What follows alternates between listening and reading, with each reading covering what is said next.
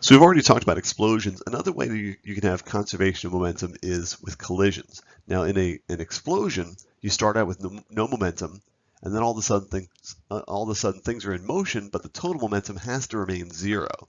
In the case of collisions, your momentum doesn't have to be zero to start out with. So, for example, you can imagine the classic example for what's called an elastic collision are pool balls, where let's say you've got one ball that's stationary, the 8-ball stationary, and you've got a cue ball that's coming toward your 8-ball. So there's my cue ball. It's white, and I'll draw. Let's see if I can draw a black. There's your 8-ball, right? Your 8-ball's at rest, so its momentum is zero. But the cue ball, let's say it's moving, has some momentum. It's going toward the 8-ball.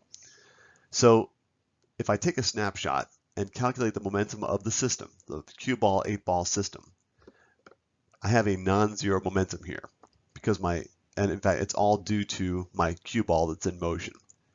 What the law of conservation of momentum says is that after the collision, after they hit, the total momentum of the cue ball and 8-ball must equal the total momentum of the cue ball before the collision.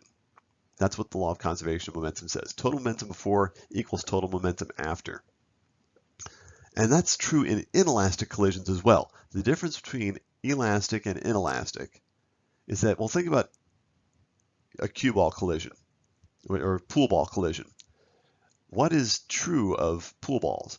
They never stick together, right? They always bounce off each other. And they also essentially look the same before the collision as after the collision. There's no deformation. That is what's called an elastic collision, when essentially they don't stick together and they retain their shape. They're not damaged. In an inelastic collision, this would be like two train cars linking up. They stick together after the collision. They're separate objects before the collision, but afterward they move off as one big old mass. That is an inelastic collision. Another example of an inelastic collision would be two cars crashing into each other, let's say in an intersection. Now sometimes they stick together, but sometimes they bounce off each other. They're still two individual cars, but quite often they look a whole lot different after the collision than before the collision. That's an inelastic collision. But the important thing for you to recognize is that it doesn't matter whether it's an explosion, if it's an elastic collision or an inelastic collision, total momentum will be conserved. The momentum before the collision must equal the total momentum after the collision.